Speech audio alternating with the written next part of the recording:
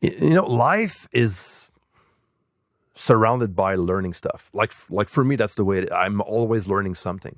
I'm always starting to learn something new. I started as music producer, so I studied mixing and, jumped right into it. And I made mistakes and I, learned the hard way. And back then, YouTube wasn't a thing when I started.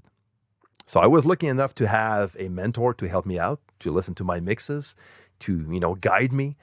But I had to learn the hard way anyways. But now, we have access to YouTube. We have access to online content, a lot of help.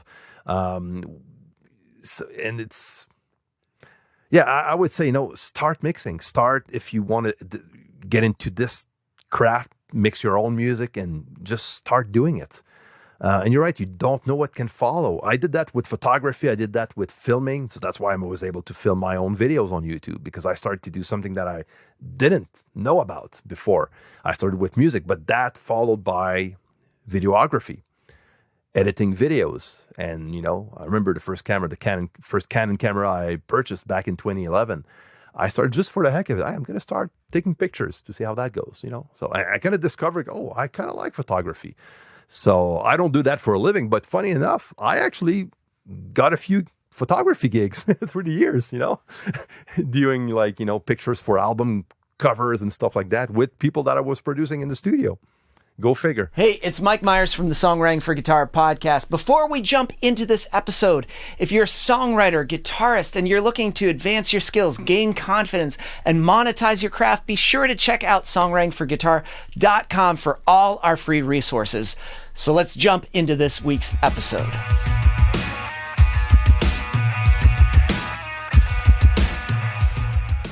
I mean, if you're going to record, you got to have a great Canadian on the podcast. I think that's too. What I love is because I've never met a Canadian where I was like, they're pretty shady. It's just like when I met you, I was like, no, it's just like, dude, you're by far the nicest, chillest dude. When we met in kind of like Blammo, with Liz, when I had him on the podcast, he invited me, and then I met you, and I was like, Chris is chill. I was like, and then I think, I picked your, I talked to you about YouTube for wow, because I'm like, I need to start doing this. What do you do? And you have an extremely successful channel that you built from the ground up. Yeah, literally. And you're just, wealth of knowledge, but super nice dude. And I mean, come on, when you've got that awesome, French Canadian accent, I'm just like, I gotta have it on the podcast. It's great. Oh, that's funny. Hey, thanks for the invite. But dude, but you have a tremendously wonderful career that you've built up around the idea of mixing, informing others through the process of mixing, educating, and you do this for a living. And I always love people that build things from the ground up, because it's always intriguing. Like, how did you start the process, the system? And I guess everybody has their niche. Did you realize that mixing was like your thing that you really geeked out on? I always, when I was younger, to go back in time and I go back to my younger years, I wanted to be a music producer. That was actually one of my goals. I remember in high school, the teacher was asking me, what do you want to be as you get older, and people were saying, I want to be a fireman, and in the army, or, government worker, whatever. I was like, I want to be a music producer. It's like, I remember the teacher's reaction saying, what is that? Choose something else. Choose something else? What the hell? She literally, told me that. It's like, okay. But, that was always at the back of my head. And I was like, okay, I want to make music. And, being a producer, I can see myself working on projects and stuff. And then I went to, computer, tech support and stuff like that. And I always been a musician, playing in bands. And at some point, I just decided to make the jump, took a course, just a 1-year intense production course near Montreal. And I already had people waiting for me to help them out with their productions. And this is how I actually started my own business, doing so right away, right out of school, I would say.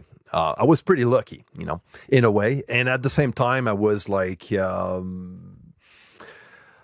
knew the right people, I guess. I was in that I'm a church guy, so I go to church, and I was part of that church community in Quebec, and there's a huge music community around the Christian music, even on the French side, and this is where I was actually able to get myself known as a music producer and mixer.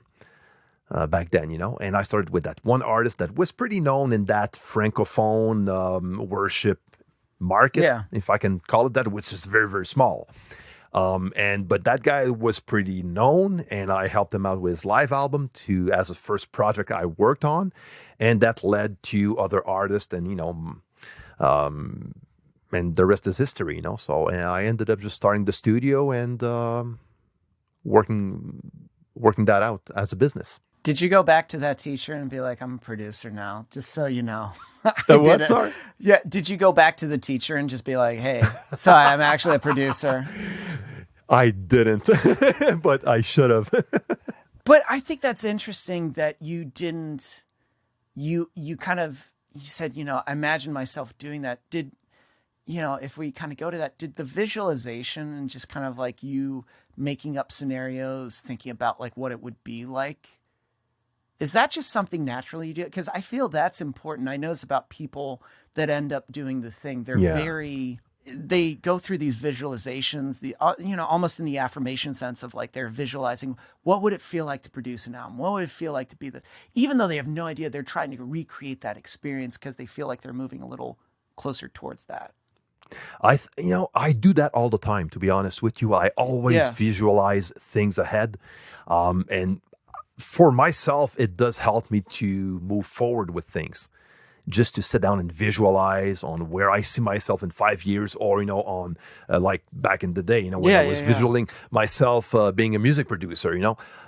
It didn't happen overnight, but it was still in in the back of my head, and then I ended up doing the work that I was called to do, if I can say. I love that, because I think that's a consistent theme I've noticed with people, is that they're the ones that are doing the thing that they love. They take that time to visualize like the experience. What is it going to be like? What is, because it's a lot of these things that, other jobs are like, oh, here's a book about it. Here's a thing. But like the experiences, especially if you're building something from the ground up, there's no handbook or go-to resource of just like, this is how you build something from the ground up.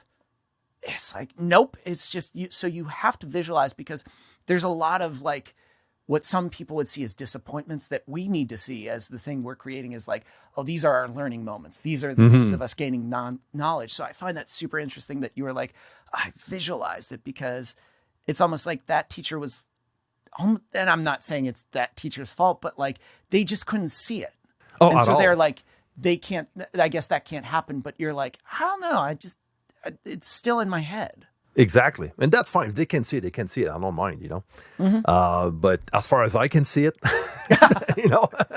that's what's important. But that's the thing too. The creatives are okay. They're fine. Like, hey, I can see it. And frankly, at the beginning, that's all that matters. Exactly. There are people that are not going to get it, but they don't have to. Exactly. It doesn't matter. Because because at the end of the day, I have to build it. I'm the one. So it's like, that is, I find that interesting, especially getting out of the gate and, getting that experience, okay, so you went for a year, but then right out of the gate to have these projects, the implementation, did you have some preconceived notions of what you thought it was going to be? And then you got into the thing and you're like, oh, this is what it's like. I was playing in the band where the lead singer had a home studio. He was working in Cubase. I remember Cubase VST at the time. So I was kind of introduced to the whole production thing at that time. And but that was even after I was dreaming on being a producer. Yeah, I was studying in computers. I remember that playing with that band, studying in computers, and recording on the weekends and practicing with the band on the weekends, recording in Cubase, recording demos. And he was already working with some artists. And this is actually where I got to know the first artist I ended up working with later on. That's awesome. So by creating those connections, I was actually the session drummer at the time for one of his album, and the rest is history. But yeah, so I was introduced to the kind of recording and production process, and that helped me a lot when I first worked on the first album I produced. So I went to study anyways, for a full year to get all the knowledge, the basic stuff, how to work with a DAW, how to record, and the basic mixing techniques, and all of this. And that helped me to just to starting the business, working the craft of engineering and producing and so on and so forth. So so I learned a lot before getting to study the craft, and of course after, by doing the work. And this is actually where you learn the most. Doing the work is because it's one thing reading something and being like, oh yeah. So that's how, because we did a song critique and somebody asked, did they hit? And what we were describing is, yes, on a mixing standpoint, you kind of you check the boxes, but there's something else. And sometimes it's not that tangible thing where it's like, it's easy as, ticking the boxes. It's like sometimes doing the unconventional thing. And people are like, but that's not how, but it's going to make that song feel a certain way. It's what it needs. So sometimes it's the out of the box thinking. Yeah, exactly. And, I'm going to add to this, like the first project I worked on, because there's a learning process. You get out of school, production school. It's not like the following day that you'll be like an amazing recordist, amazing producer and engineer and mixing engineer. Forget it. It's not going to happen. So the first album I worked on was a live album. I remember that artist. He's still a good friend of mine. And he called me. And he was like, "Oh, I have a project to record a live album." He already had like a few albums behind him, And so he was ready for a live album. Can you produce a live album? So yeah, sure, I can. No problem, man. Hang up the phone. I was like, okay, how the heck am I going to do this? How do we produce and record a live album? So I remember my uncle is a business guy, and I remember him telling me the story on. What's very important in business is to, it's like a chess game. You need to have like to place the right, how you call that, the right people at the right place, basically. So you don't need to do everything yourself, but just make sure that the right person, you can hire the right person for the right task. And at that time, for the first album, it was how I was able to produce that album. I was the music arranger.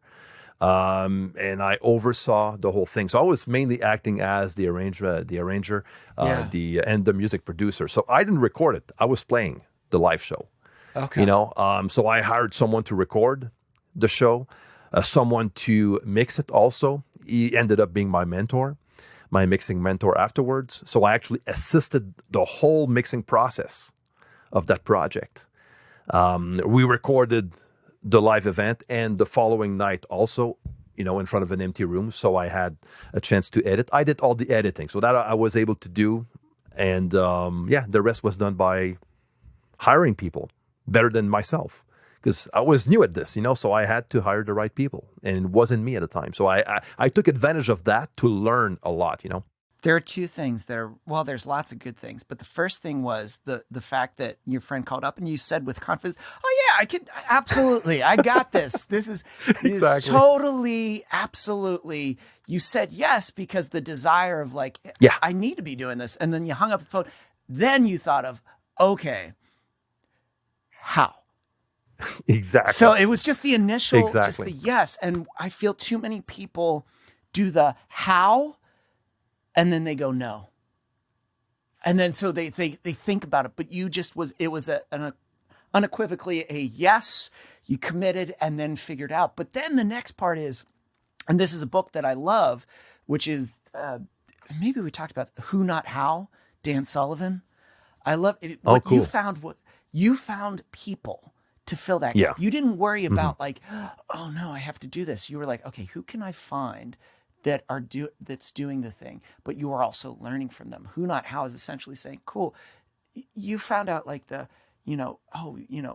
instead of going like, how am I going to do this? You were like, who should do this? Exactly. You found the who, and you learned from them too. And then you found a valuable resource. So it's like, that's huge. Saying yes to that first event gave you your mentor, gave you like insight to the process. If you had said no to that, that would have been robbing yourself from all these amazing experiences. For sure. that event got into a chain reaction because the same artist I helped, since that album was, Yeah.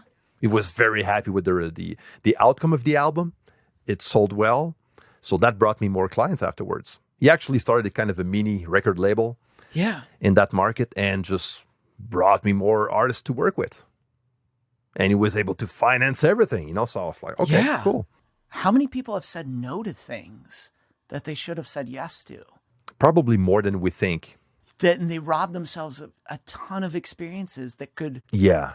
Oh, I think fear is one of our most, the biggest enemy we have to face on a regular basis. Fear of the unknown, fear of jumping up, and trying stuff and risking the risk, Yeah. the fear of risk. That goes a long way. it's amazing. And maybe this is where the visualization comes in. Yeah, definitely. Because maybe the people that say they visualize, even when they have those moments of, it's not saying that as we grow that the fear doesn't, it's just new levels of fear. I feel like as we grow in music and we get to the things that we want, there's like a whole new thing where we're like, oh shit. Like, Yep. we just feel it. But because of the visualization, we have a little bit more of that amped up courage to be like, yes, let's figure it out. But man, I do think about that a lot, that there are people that I encounter, and then when I encounter them a year later and they're still in the same spot, they still haven't said yes yet. And they're waiting for the right moment. And they'll even say that I will when the moment's right. And I'm like, you know what? There really is never really a right moment. There's no such thing. That's the thing. So, it's the moment will never come. The right moment is never going to present itself. At some point, you just need to just jump and see what happens and do the best you can. It is the same when I remember when my wife got pregnant with our first daughter. Yeah. There's, especially in early 20s, it's such not the right timing whatsoever, so forget it, But that's, it happens and you work with it and everything that follows is great afterwards, so. But I think of all as you said it was like a chain reaction. All these experiences that happened that helped shape who you are now and what you've done and the work, and now that how you're helping others, because then, you build this career, but to build something in a social media platform and really dive in, that is, to me, is that's another unknown land. You know what? It's funny because I never, you brought up the visualizing stuff, at the beginning of our conversation. And I actually never saw it this way. And I'm happy you did, because now it's like everything makes sense now. I can see all the following and everything I went through, through all the years and with the career I have. And it's like, okay, I did a lot of that. And even on starting a YouTube channel, I remember back in 2015, I was looking at creating content online and considering that avenue. And I was actually visualizing myself and already knowing that, okay, if I do that, that's because I want to end up selling courses and helping people out and sharing my knowledge. I've been producing music for years, helping independent artists in my community and in the market I worked in. And now it's time for me to just share my knowledge. Yeah. And remember, back then, the music industry changed. A lot of people were started to self-produce themselves, writing their own music, recording themselves, mixing themselves.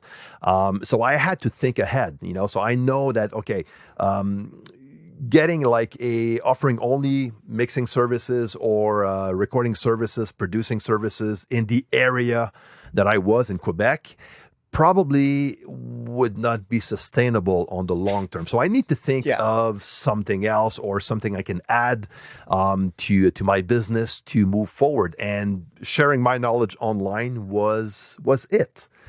So I start to visualize myself, selling courses and helping people out and just growing a YouTube channel.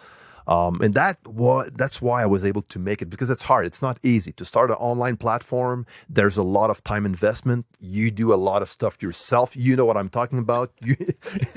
You went through the same thing. You think and then you dive in and you're like, oh my Lord, I have no idea. It's just like, but okay, so this is another thing. It's like, I think you're hitting on some freaking key points. You came to a point where you were doing one particular thing and you realized you had to pivot. Exactly. There's some people that keep on doing the same thing and go, oh, I guess it doesn't work anymore. It's like, there's just a new way. It's changing. And you need to change with it. And you've got to make this pivot. It's not saying what you're doing isn't relevant. It has to be presented in a new way, in a new context. Exactly. There's so many things that I think are very people that are successful, they do the visualization. They have that who, not how. They're learn, but they pivot and they say yes to things. It's like, that is huge, that pivot. And as you said, you dove into it and you realize you stayed with it too, because you had to have that. This is going to take a while. This is not going to be like, yay, I got 50,000 subscribers. And it was these 2 videos were viral and I know exactly what it is. Doesn't work this way, unfortunately. No, it takes a lot of work, and the transition before I was ready to sell my first course. It took me 3 years. Yeah. Because I was still mixing and producing and, sound engineering and stuff. And I still do. But I'm way more selective on the projects I work on because I build my own online business, but the transition to be able to be on YouTube full-time, teaching, selling courses, took me 3 years, even more, because even by selling my first course, when it first came out, I was still, doing a lot of work for a sound engineer at churches and recording and producing, and, but yeah, it takes a long time, and you need to be consistent. You need to add value every time you share something, because the goal is always to help people out. And even if we sell courses, we have products, but the reality is we give away free content more than anything else.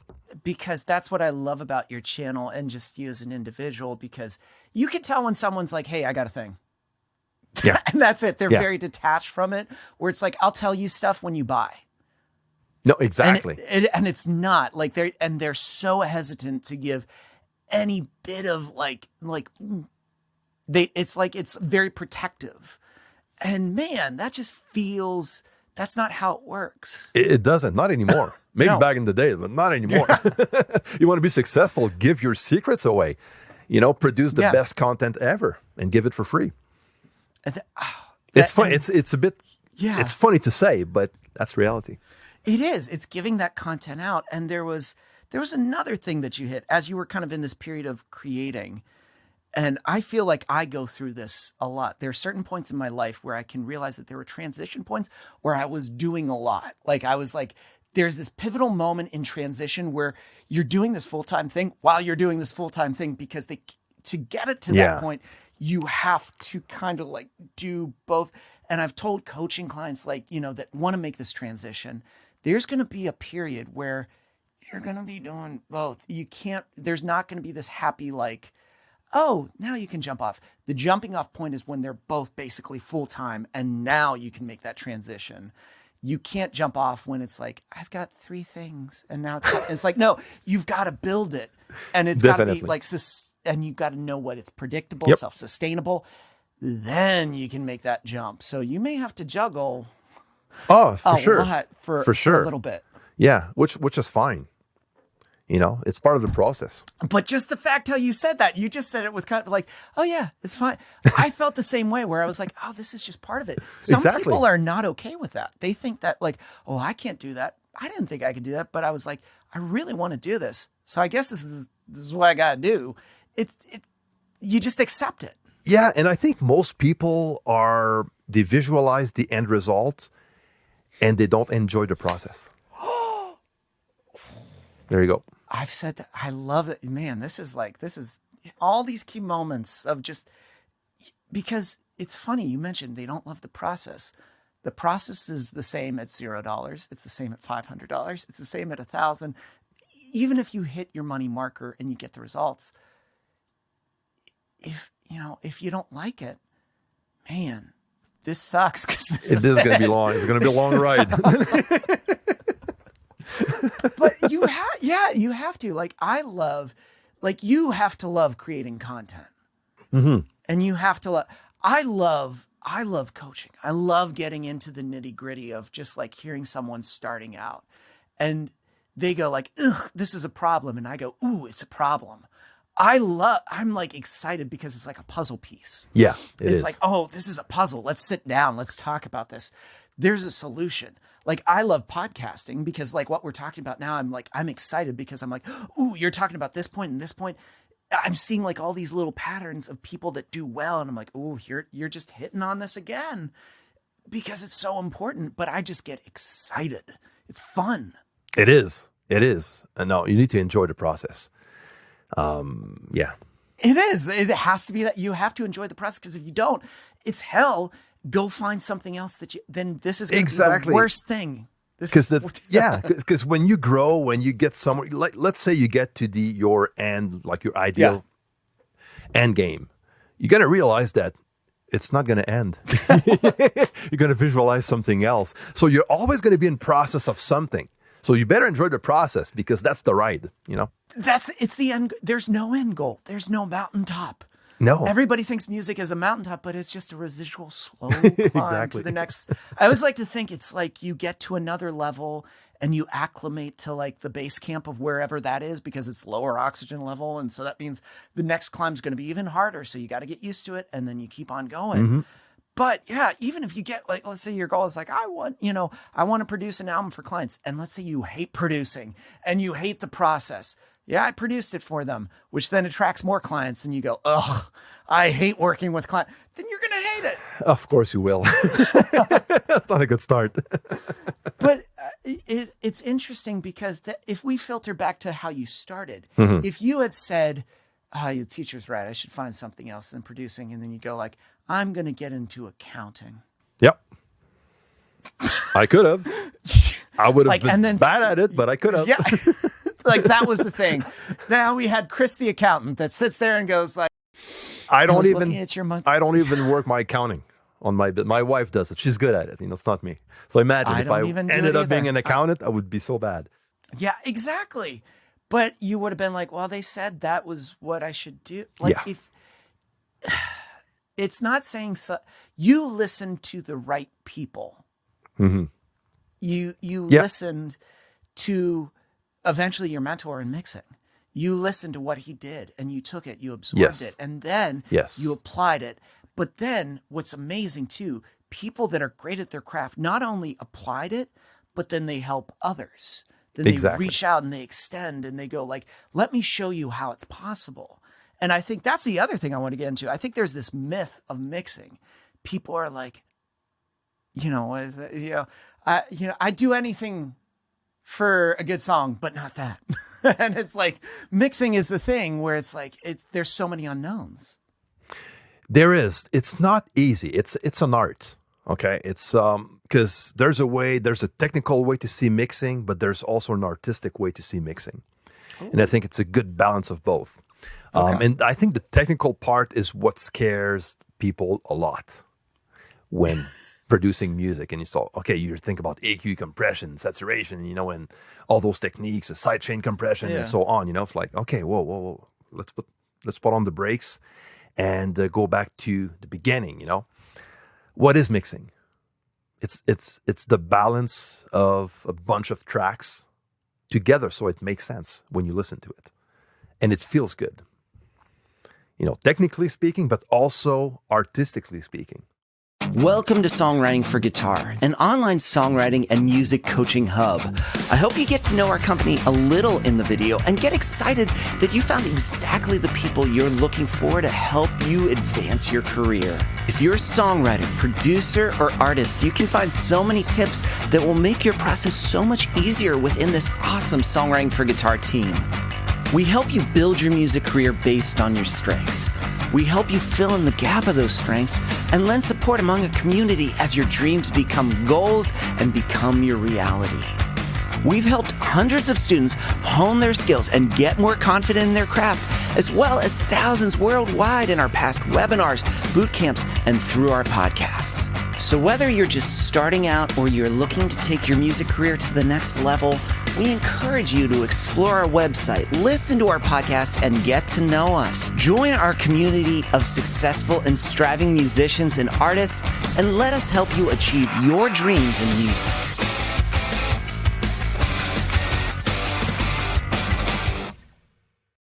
I love how you painted it as artistic.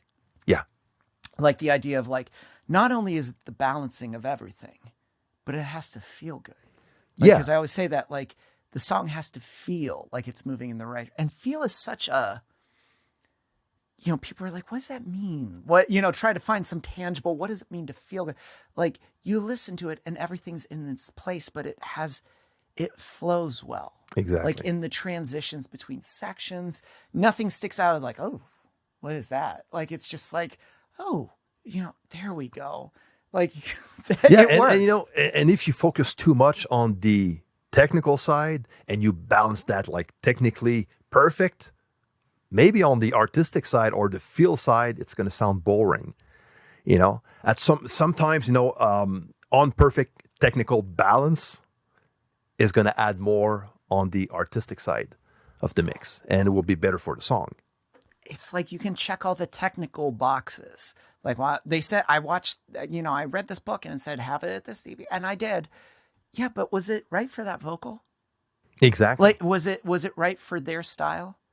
Yeah, for the context of the tracks that I'm mixing. Oh, you know, that's why there's a lot of, like, I heard newbies, like new to mixing, that have a bunch of talent because they listen to music a lot and they know what good arrangement sounds like, good mixes sound like.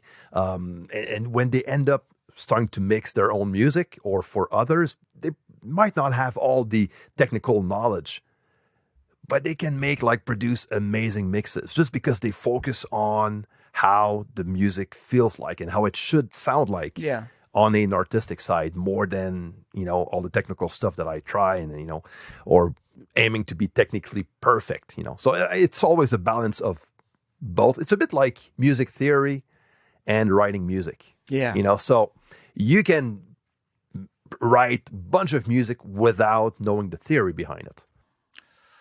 That is true. It is. It doesn't mean that's the way to go, but I'm just saying that it doesn't mean that not having the knowledge of music theory is like, I'm not saying that music theory is useless at all. I think that's going to be a very good addition to even write better music or give you better tools to work that out. But it's a good pairing. And I think it's not really leaning heavily on one of the other. Like if we lean too theory-wise, I can hear when someone's written something where it's like, well, it's in the key, so this works. And I'm like, yeah, it does, but like, should it? Like, it's just like, you can go out of the box. You can do some things that are a little bit. Yeah. And I think when you have the marriage between the technical and the artistic, that's where you end up getting things that you're like, oh, this is great. Like this is and you have a very good way of describing things that are, you give the technical reason, but it's in a way that's like, oh, that makes sense. And not like, Yeah. But, you know, sometimes I get questioned and it's hard to answer.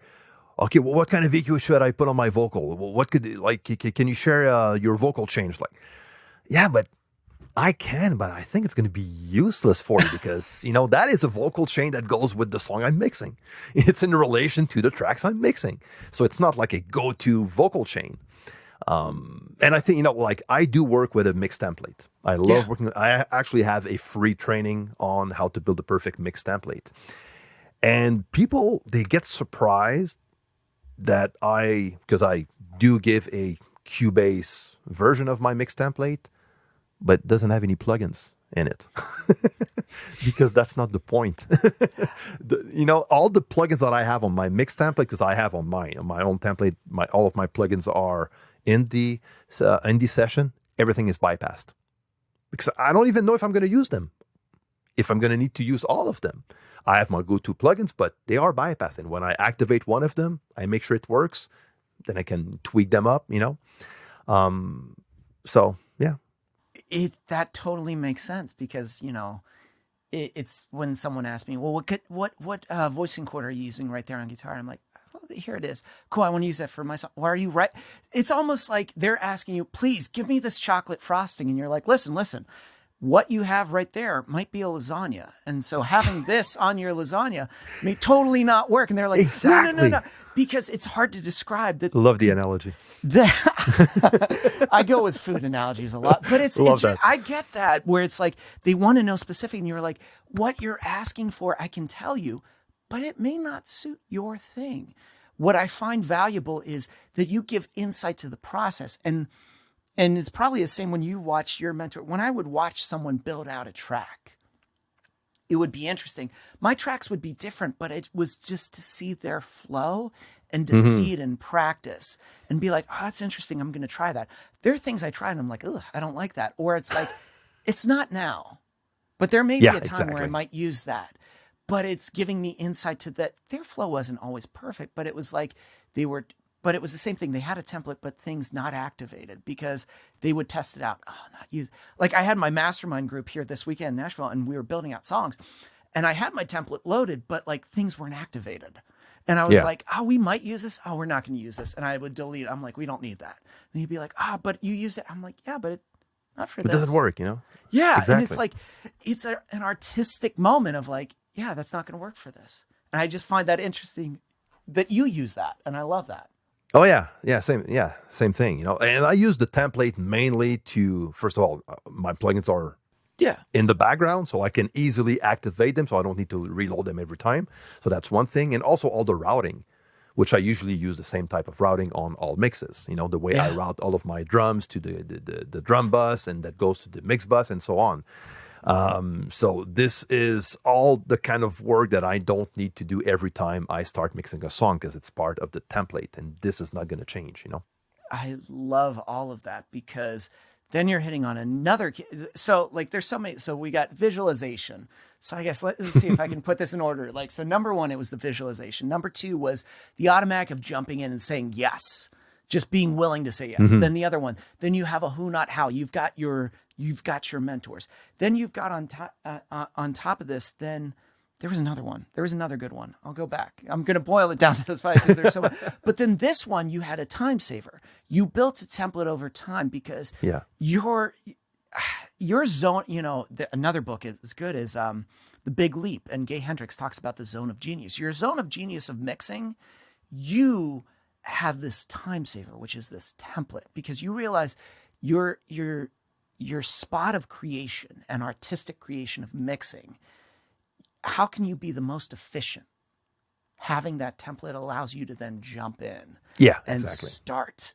You know, I remember when I sent a song off once to a mixer, Mark McCluskey, and he was mixing something later on for a friend's live band. When I saw him, I was like, hi, I sent you this thing. I think I was like, I wanted to know, I crossed like checked the boxes off. And he was like, oh yeah. And he was like, it was great. And he was like, dude, I just have a template. And I was like, it was just like, what's that? You know, it was just like, cause I was still very new and it was so self-conscious. He was like, yeah, I threw things on. So I know, like, and he was like, I do it because like when a band sends me stuff, I throw it in. Yeah. And if it works, I send it off to them. If they say yes, I've saved myself a buttload of time. Of course. If they come back with changes, cool. Now it's time to get in and make those changes. And I was like, I thought of all the hours I spent there just like looming over and and I was like, but the same goes when writing music and recording. Yeah. It's going to be way easier. Like you probably have your own, like all of your synths that you work with a lot loaded into your recording and production templates, which makes it way easier. Like you have a musical idea, you open the session, open your template, and you're ready to go with all the synths loaded, which are all bypassed to begin with. But you use the ones that you need for this type of song. The drum tracks, like the virtual drums, are already loaded, so you don't need to look for sounds, and you know the sounds that you work with also. I'm pretty sure you do so for your guitar rigs and stuff. Yeah, you know, so. When I had my group here this weekend, I had those templates loaded. They were ready, and I'm like, cool, let's start recording. So there was no lull, but I feel, how do you get to that? So it's like how we get to that point. Like, you know, your mixing template, the thing that works for you, that is built on you saying yes to things and building it out and understanding it. But then your template's probably changed over time. It does always change. Year after year, I change stuff for sure. You make that pivot, you make that small, and it's like these little changes where someone may be like, oh, what'd you change? And you're like, oh, this. And they're like, how does that make a big difference? You're like, yeah, because like you've now used it and you made those. That's gigantic. It's always evolving. It's always evolving. It's like music. Music evolves too. You don't write music the same way. Like the way you did 5 years ago or 10 years ago. Well, you shouldn't. Some people do, and sometimes you may have to, and that's okay. Sometimes we may have to, yeah. But you do upgrade yourself, if I can say that, or evolve in some ways. It is. We have to upgrade. It's like when we get an alert on our computer and it's like, we have to upgrade the software. What happens if you don't? Well, then you're just going to... You're going to stay at the same point, I guess. Same level, same point. And then you wonder, well, nothing's happening. It's like, you didn't pivot with it. You didn't change with it. It's not that you can't do it. You're just kind of locked into the same system. I don't want my process to look the same next year or 2 years. Probably should be different. Probably. And I guess that's a question too. Like, you've built your channel. Yes. That probably had to be a series of pivots. I mean, like looking at thumbnails, headlines. I know those are like, I'm still new diving into this. And you and I have talked and I drag my heels. I'll be honest. I'm still, since we've talked, have I filmed a damn thing? Absolutely not. Nothing. I am still like, I am still at the rest stop thinking about like, well, where should I start? And you told me specifically, you have to start doing it. I was like, that's the thing. Yeah, that's the most important thing is to start. We can dream, we can visualize, we can think of, okay, I'm going to love the process. Okay, yeah, but you need to freaking start. Starting up is the most important thing. The rest will follow. Then you'll be able to enjoy the process. Then you'll be able to accomplish the visualization you had from the start, All right. So, so today's date. So this is coming out next week. So, or when people are listening, as this is coming out, I'll make because accountability, that's probably another thing. We've been, I will say by next week, I will have one video out next week. There you go. So people will go, and if they find out, then they'll be like, man, Mike's not good at keeping his word. So it's like accountable. So I might as well just put it out there, or I'll just get Chris, who edits this podcast, to edit it out. I'll be like, last minute, I'll be like, just edit that out. Remove that. Yeah, remove that accountability. But it's interesting what you're saying. It's like, I think of that because you gave me, you can go to people that are, doing it. And when we sat down, you gave so many helpful things, but that was the key thing. You were like, you have to start doing it. And I think too, part of me is like, it's that scary, like, what if there's no point to it? What if it doesn't work? And I'm visualizing all the negative things to it. I'm not sitting here going like, well, what if it ends up being working well? What if it ends up being something that's beneficial? What if it ends up being, I'm going to all the things like, what if this is, what if this, what if this, what if this is just a big waste of time? What if this is, and it's like, do you realize that you're doing the reverse? It's like all the things that you talk about, like we were talking about, like I do with other things, like, oh, this is going to be great. I'm visualizing what it'll be. I'm doing all the terrible, like the channel burns and it catches fire and people are just like, this is the worst thing ever. What's the worst that's going to happen?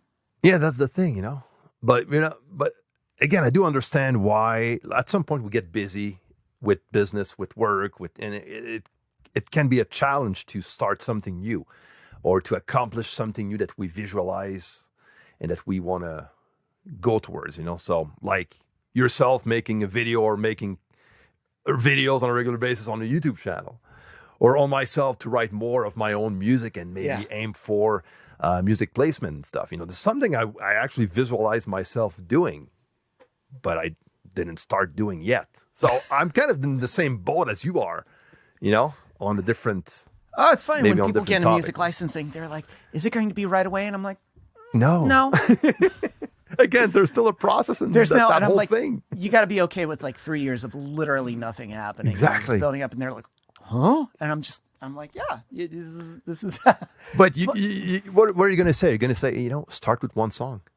Exactly. I know. And you told me you were like, this is kind of like you got to start with one video. And I was like, oh. And it was like, but it was that moment of being seen when someone calls you out to just be like, hey, you're already doing it, but like, it's kind of like this. So stop making it and just do it.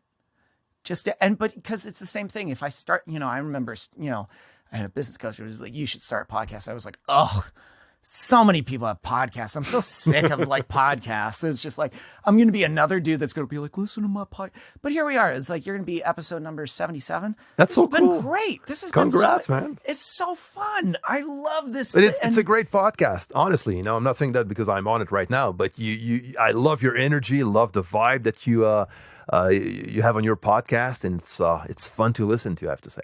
And it's been fun because then people listen, then they move into my world, and then they jump into, classes, coaching. I've met so many. Some of them were even here this weekend. One of them, Celeste, was here, and she was like, "Oh, because I listen to your podcast." And I was like, "That's crazy." So it's like when we think of things like, if we didn't do this, we're robbing ourselves of all these experiences, and we're also robbing others of what we can offer them. Exactly, which is crazy. Yeah, it is. It is. Because we think we don't have anything of value to give. It's surprising how more people have value to share than most people know of, So people don't realize that they have way more stuff to share than they can realize. If I didn't do the podcast, then I wouldn't have listened or brought Liz on. Then he wouldn't have invited me to Blamo, which means then I wouldn't have met you. Exactly. Maybe in a different scenario, might have, maybe, possibly. Maybe. Most likely not. The so chain it's reaction. Like this, so again, it's just that thing. So I think there's so many just key takeaways here of what you have done that I feel are consistent along people that are successful, that you still integrate into your daily life, but it's produced this body of work and this thing that you've built, this career that has different facets, which you create courses. So you've got a mixing course. So if someone's listening to this and they're like, listen, I want to do this, but I need to know where to start.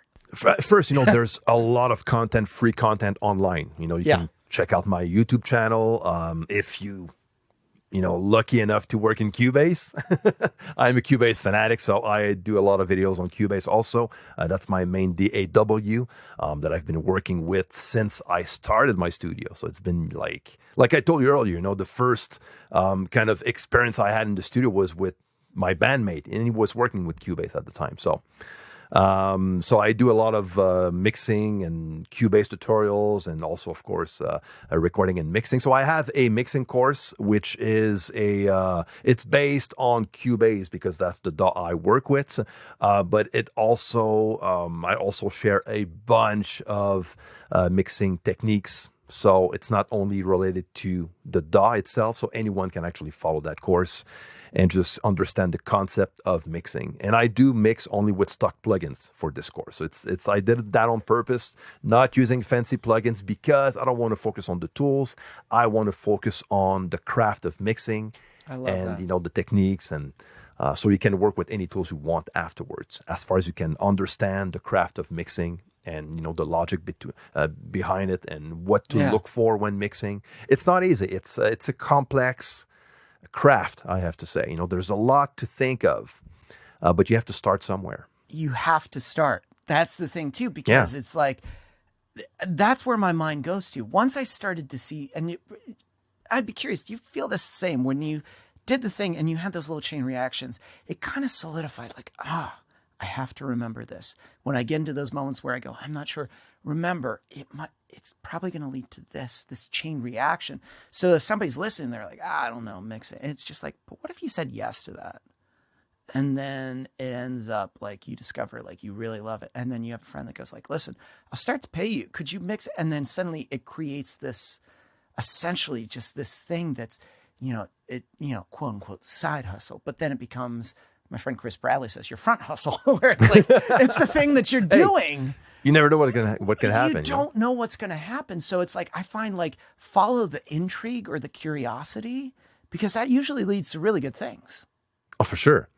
Life is surrounded by learning stuff. Like for me, that's the way I'm always learning something. Yeah. I'm always starting to learn something new. I started as music producer, so I studied mixing and, jumped right into it. And I made mistakes and I, learned the hard way. And back then, YouTube wasn't a thing when I started. Yeah. So I was lucky enough to have a mentor to help me out, to listen to my mixes, to guide me. But I had to learn the hard way anyways. But now, we have access to YouTube, we have access to online content, a lot of help.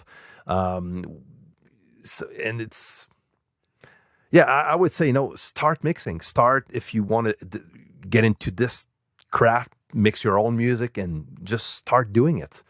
And you're right, you don't know what can follow. I did that with photography. I did that with filming. So that's why I was able to film my own videos on YouTube, because I started to do something that I didn't know about before.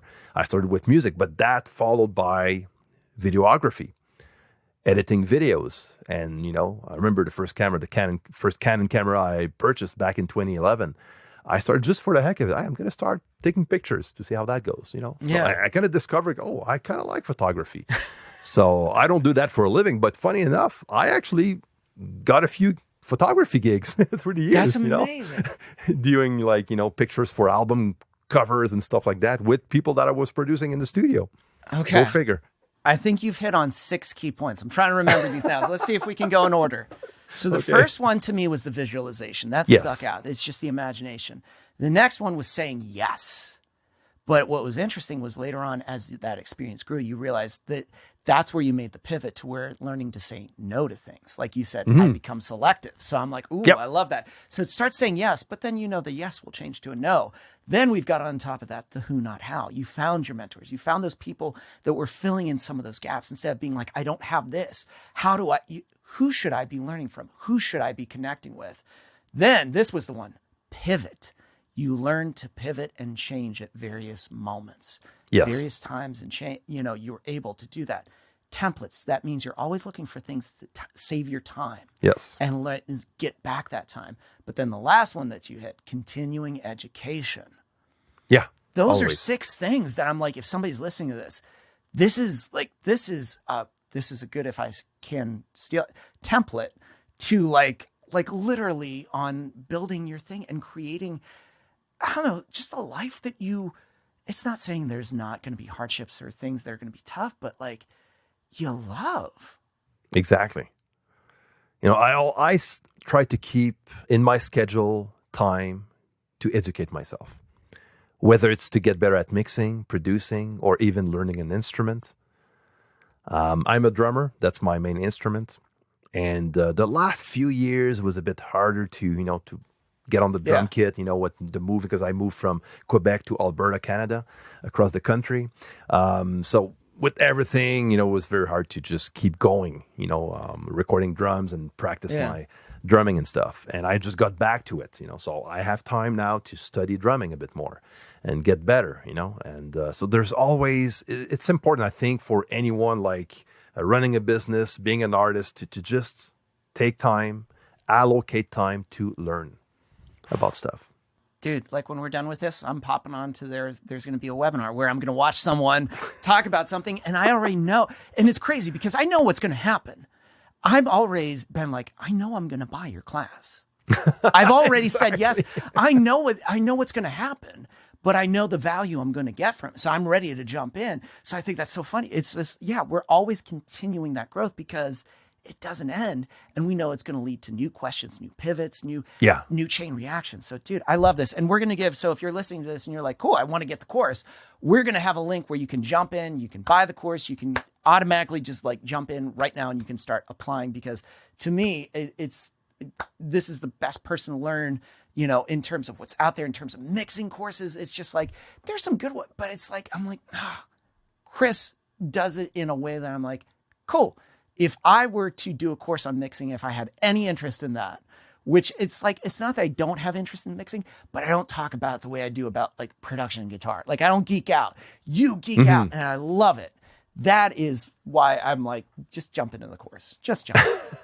Just jump. And I'll even add a special discount for your audience. Oh, what about that's that? Even, damn. So, dude, we're going to have to do more of this, because I feel like if we got 6 really key points from this, man, bound, if we do another one, we'll get another 6 or 7 key points. And, let me, if someone listening wants to start mixing, wants to start to just try to dive into this process, start with a few things. Keep it simple. Start with an easy song, of your own maybe, and just start by just balancing the tracks without adding plugins and stuff. Just go with a rough mix, a rough balance. Add automation right away just to, get a good feel out of the mix you're crafting. Start with that. Balance the vocal in the center, pan your guitars a bit, and even when you record, when you produce your own music, think of the mixing process at the same time. Where you hear that guitar that you're playing, is it going to be the guitar I'm going to pan to the right, or as far as the tone goes, okay, so now I have like a lot of low frequency based instruments or parts. Oh, maybe I should add maybe a voicing that is higher on the guitar, so this is also part of the mix. So it's thinking ahead, that will make your mixing process easier, when you already think of the mix when producing. So don't start with a 12-piece ska band. That's what you're saying. That's the worst. That's what I'm thing. saying. That's what the I'm worst saying, thing to start mixing. It's just like, how many what's the horn section? Oh, 7 horns? Okay, no. Like in the course, I do have like a full rock production that I start with. It's a more complex, drums, live drums, not program, but live drums, bass, guitars, vocals, synths, the whole shebang. But I also have as a kind of a bonus track, bonus part of the course where I mix a very simple singer-songwriter type of song. That's awesome. Where a couple of guitars, acoustic guitars, a couple of vocals, like a djembe or something, like percussions. Very simple, straight, like very easy to mix. So actually, when I start the course, I tell people, if you're new to mixing, maybe the first song, because I go through a full mix from A to Z. So I do teach about all the theory and all the technical stuff, but I actually go through the whole mix using only stock plugins. So you can start by just working on that more simple song and just go through it, multi-tracks are available also, of course. And I think it's a good way to start practicing, to just download tracks and start mixing and see how it goes. Dude, I love that. So we're going to throw the link in the description. Chris, thanks for being here. This was so good. This was so awesome.